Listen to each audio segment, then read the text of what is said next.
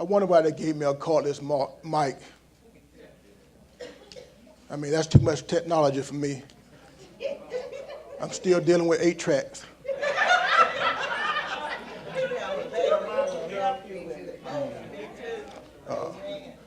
I'm going to talk a little bit about my father. My father, Lucius Hartfield, was not a perfect man. He yelled, smoked, often made quick, snap judgments, and had that famous Hartfield temper. Most of you all have never seen that from me. I said most. Because my brothers and I have tried to work on that. You talking about a generational curse? That Hartfield temper, goodness, flapped just like that. He never hugged me or said he was proud of me or told me he loved me once in my life. He often imparted information in a manner that made it difficult to receive. His tolerance for inappropriate behavior was small, and his patience even smaller. He was often strict, rigid, and rarely smiled. Yet, in so many other ways, he was a very good father who believed in God. And I wanted to be like the best in him. One characteristic of a good father is the fact that they frequently lead by example without ever speaking a single word. I did not realize how good a father he was until I turned 17 and he became a certifiable genius. It is amazing how much sense he gained in 1 year.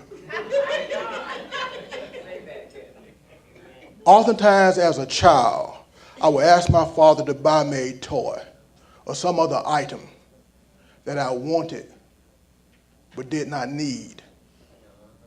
His response will almost always be no, with an explanation explaining how many hours or days it would take him to pay for it. My father only got as far as the 6th grade and worked 2 full-time jobs back to back for over 34 years. His Monday through Friday schedule was working from 11 p.m. at night to 7 a.m. that morning at Talmadge Hospital. Since the hospital was at most 5 miles away from our house, he usually arrived home no later than 7:15 a.m. He showered, changed clothes, ate breakfast, and then left to start his other job, which began at 8 a.m. and ended at 5 p.m. at the housing authority. He consistently arrived home around 5:30 p.m. He ate dinner, took a shower, went to bed, and slept till approximately 10:45 p.m. Upon awakening, he went back to work at Talmadge Hospital, completing the cycle. He usually, but not always, had weekends off from both jobs. He consistently slept most of the time on the weekends, except when he went hunting early Saturday mornings and Sunday mornings when he took my brothers and me to church. My brothers and I unintentionally stopped my father from going hunting on Saturday mornings. He would field dress his catch in the backyard, hanging it upside down from a tree, with my brothers and me peeping out the kitchen window, wondering what he brought home this time. The catch of the day sometimes would be pheasant, duck, raccoon, possum, rabbit, or deer. As an aside, my grandmother prepared possum in such a way that if you did not know better, you would think you were eating pork. We did not like anything he killed because it always had that wild flavor. and asked my father why we could not eat meat from the grocery store like everyone else. We had no idea we were hurting our father. The straw that broke the camel's back happened when my mother fried rabbit one Saturday for dinner. I was 7, Jerome was 5, Clinton was 3. We spent the morning visiting my cousin and did not know what my father caught earlier that day. As we were eating, I told my mother that this was the best fried chicken she had ever cooked. And she smiled. A few minutes later, I asked for a second piece of chicken and told my mother once again that this was the best fried chicken she had ever cooked. This time, she laughed a little bit. As my brothers reached for second, they also told my mother that this chicken was the best she had ever cooked. Unable to restrain herself anymore, my mother burst into laughter. I now realized something was wrong. Like the time we were eating possum, but thought we was eating pork. I looked at the bones in my plate and realized they were not chicken bones.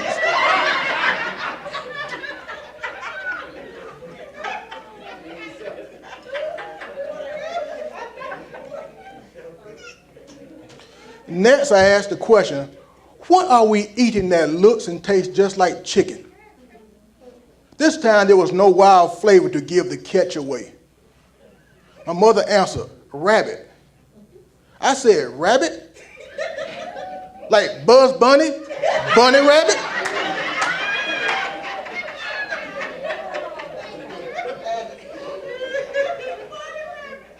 She said, yes. In our minds, rabbits were pets and were not to be eaten. We asked our father again, respectfully, why we could not get meat from the grocery store, or at least from our Uncle Bill's farm. Even though our tone was courteous, my father had a blank look on his face and never went hunting again.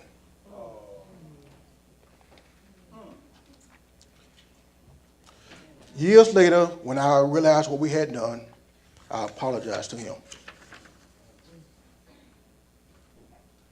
My father was always deeply concerned that every cent was spent well. Unlike my father, my mother finished high school and made nearly the same salary from her one job as my father did from his two. But she was also equally frugal with money. My parents often discussed how their combined salaries should be spent. After the mortgage, bills, utilities, and food, there were usually very little money left for anything else with 3 growing, ravenous boys. My parents never discussed how to manage or spend money with my brothers and me. But we learned how to manage money by simply listening to their discussions, or eavesdropping, which often emphasize discipline, restraint, saving money when possible, and which bills should be paid first. When I turned 17 and wanted to buy my second car, my father told me he would not buy or help me buy a car. So to get a car, I got a job. That year, and anything my father had said to me the previous 17 years about everything, particularly making and managing money, made complete, total sense. It's amazing how you have to pay for things yourself for you to get an understanding. Forcing my brothers and me to stand on our own feet, to be self-sufficient, was a tremendous blessing to us that we did not realize at the time, especially when managing money. We learned to save and budget money acquired from cutting lawns and jobs from elementary school through high school and beyond. My earliest memories of my father as a 4 or 5-year-old child are those of him getting home from work while I was watching my favorite television show, Happy Trails, featuring Roy Rogers and Dale Evans. I know most of you don't know what I'm talking about. Go look it up on YouTube. He would usually watch the remainder of the show with me, then he would eat dinner. Since my father worked 2 jobs, I spent very little time with him as I was growing up. The only free time we had, other than his customary 2-week vacation holidays, was Saturdays and Sundays. And then he was usually sleeping or repairing something that we broke around the house. He never took my brothers and me to movies, to the fair, to Little League baseball, football, or basketball games. We never went fishing or camping together. He rarely attended any event connected with my school, be it required or extracurricular. My father did not even attend my graduation from high school or college. There was little, if any, affection displayed between us. Later in life, when I told him I love him, he would say, "Me too." My father was a member of that generation of men who did not show emotions. Young boys need to be shown love and affection as much as the females.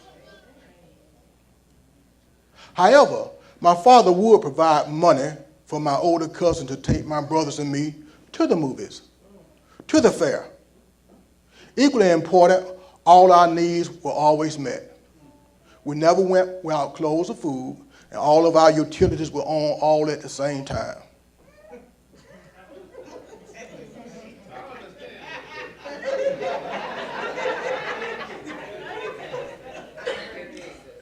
Even though I missed spending time with my father as a child, teenager, and young man, I truly loved him, and I know he loved me. The only day of the week that we frequently got to spend time with him was Sundays. Sundays were the days that my brothers and I learned from our father what type of men he wanted us to be. All right.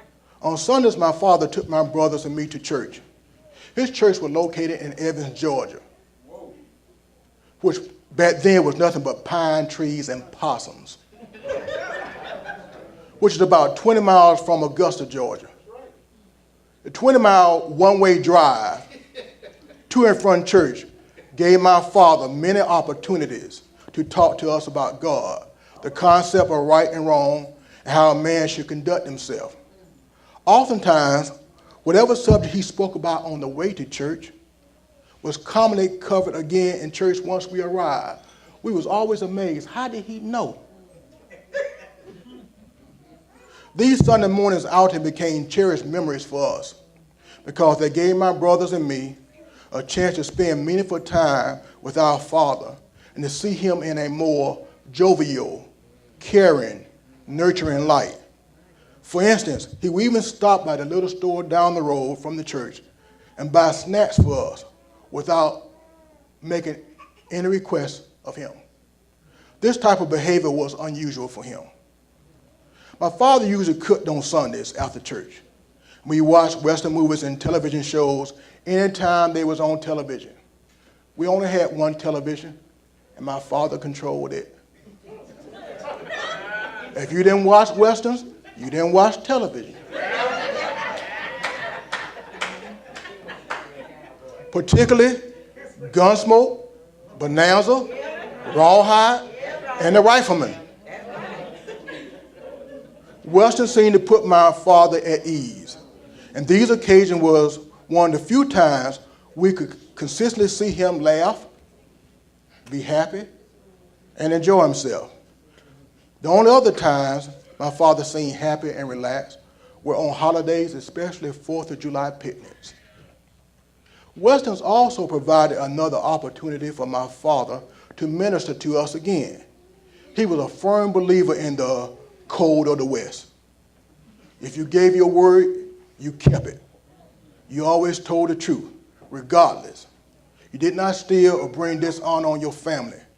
You should always be willing to give and accept help. You should constantly do the right thing, whether or not you're being watched, praised, or rewarded. Last but not least, never burn bridges with people. These are some of the lessons we learned. Because of academic requirements early in elementary school, my brothers and I began to watch the nightly news with my father. We were disturbed by the images of civil rights people being mistreated, hurt, or killed in the early to mid-60s.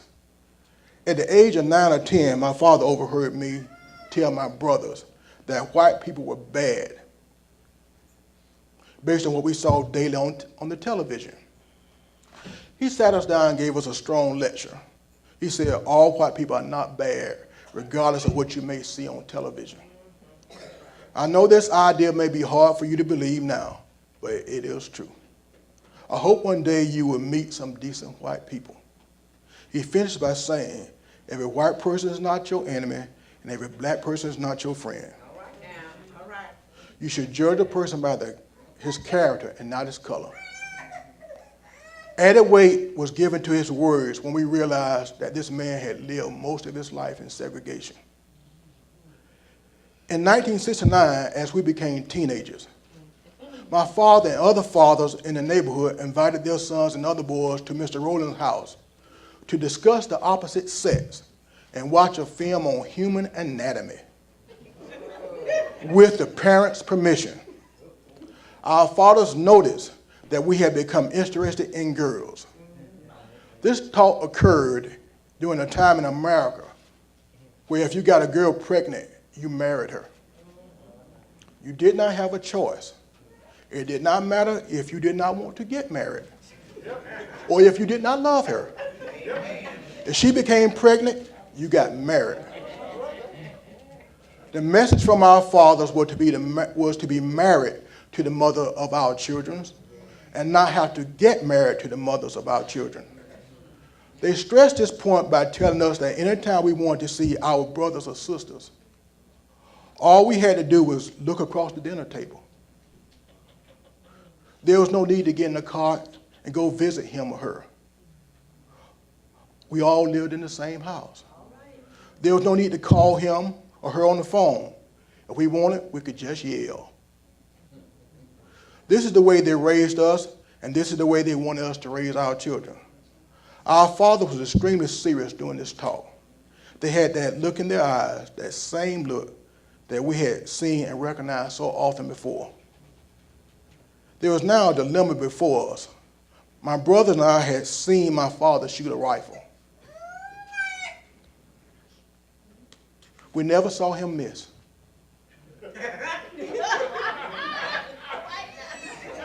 He hit what he shot at. And this fact was not lost on my brothers and me. One time we was with my father, and a couple of the neighbors' children were with us too. And we was looking across the field, and there was a piece of tin in the field. And the grass was about a little bit more than, about a foot high. And my father said, there's a snake down there with his head from under that tin.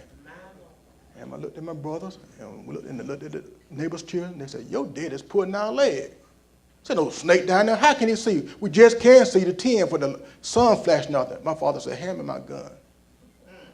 Hand me my rifle. Aim, took one shot. He said, now go down there and knock that tin back. Went down there, knocked the tin back, the snake body was under the tin, the head was over here. To this day, I don't know how he saw that snake.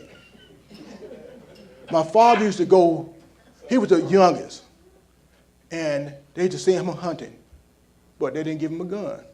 They used to give him a bag of rocks. My uncles and aunts told me before they died, they used to see my father knock birds out the sky and squirrels out the tree with just rocks. My father never knew his mother or father. His mother died shortly after childbirth, and his father died before he was the age of 2. I think my father really missed not having a father and mother. This may be the reason he was so insistent that we be married before our children were born. Of all the young men that was at that house that day, that watched that film and hear the discussion about sex and young ladies, of all those young boys, only 3 fathered a child outside marriage. My father retired from both jobs in 1987 and had a series of strokes in 1989. He had been in deteriorating health and was diagnosed with terminal cancer in 2001. He was given chemotherapy, radiation treatment, and initially it helped, but it made him sick and weak. He became much too sick for one person to take care of alone. Everybody pitched in when they could to help my mother. I spent more than 1 week during the summer of 2002 taking care of him. I took care of all his bodily functions, ministered his daily baths and medicine, dressed him and prepared his food. This was a full-time job, but I am glad that God gave me the opportunity to serve him, especially after he spent so many years taking care of us. About 3 weeks later, my father died. Even though my father never told us that he loved us or showed us much affection, we knew he loved us and we loved him. Once again, my father was from that generation of men who do not let their emotions demonstrate how they felt about you. His actions said love loudly and often. He was also very concerned about our education, only had him finish the 6th grade. I remember clearly bringing home a report card that I thought most people would be proud of. I had 3 A+. In Augusta, Georgia, schools you took 6 subjects. I had 3 A+ and 3 A's. And I gave him my report card. I'm just waiting to be praised. He said, "Come here, boy, let me talk to you. You all don't know, but I think I was 17 years old before I realized my first name wasn't Boy."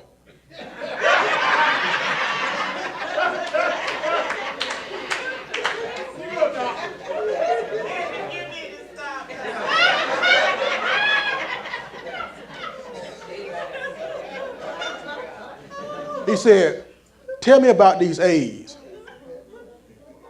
I said, "They're A's. Why are they not A+? Do you need help? Do we need to get you a tutor?" I'm thinking, "Okay, Dad, I'll do better next time." "Okay, Dad, I'll do better next time." His message was, always give your best, then next time give a little bit more. When I started college, my father said to me, in one of his few tender moments, he said, "People your age have no excuse for not succeeding in life." He said, "I came through a time when there was all type of barriers in the place of black people." He said, "I had to drop out of school in the 6th grade to help my family." He said, "But y'all have no excuses." He said, "All these laws have been, discriminatory laws have been taken down." He said, "Y'all even have affirmative action." He said, "I don't quite know what that is, but I think it sounds good." He said, "Y'all have no excuse." He said, "You should be able to," I was going off to college. He said, "You should be able to go as far as God let your mind take you. You have no excuse." We loved him. He loved us. Thank you.